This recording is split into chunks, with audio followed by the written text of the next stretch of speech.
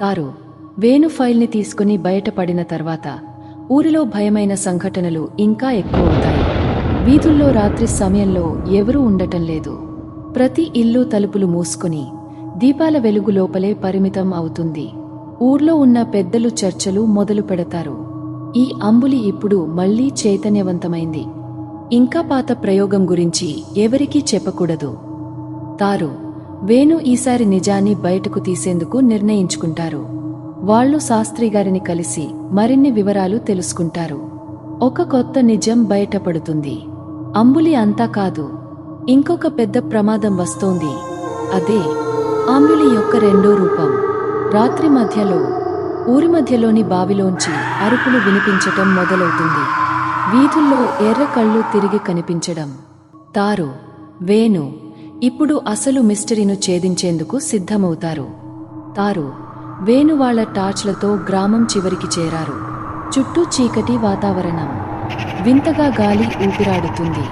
ఇద్దరూ నిశ్శబ్దంగా అడుగులు వేస్తున్నారు.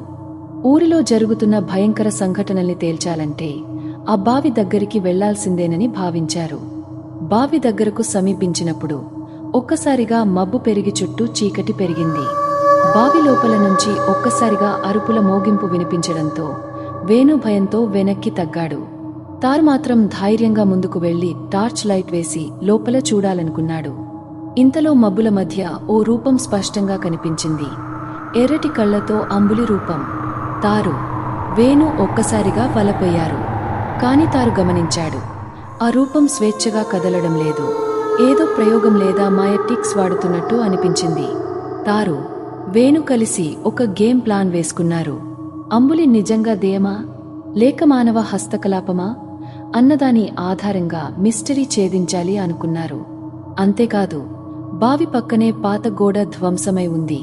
అక్కడ ఓ పాత పుస్తకం దొరికింది. ఆ పుస్తకాన్ని తారు తీసి తెరిచి చూడగా అందులో గ్రామం పూర్వపు చరిత్ర, అంబులి అనే భయంకరమైన ఆత్మ గురించి వివరాలు ఉన్నాయి. అందులోని సమాచారం ప్రకారం అంబులి అనే ఆత్మను ఒకప్పుడు గ్రామస్తులు బంధించారు. కాని దానిని పూర్తిగా నాశనం చేయలేదు. ఇప్పుడు దాన్ని ఎవరో మళ్లీ మంత్రాలతో చైతన్యవంతం చేశారన్న సందేహం. తారు వేణు ఆశ్చర్యంతో భయంతో ఒకరినొకరు చూసుకున్నారు. నిజంగా ఈ మిస్టరీ వెనుక ఇంకొంత పెద్ద రహస్యముందని స్పష్టమైంది.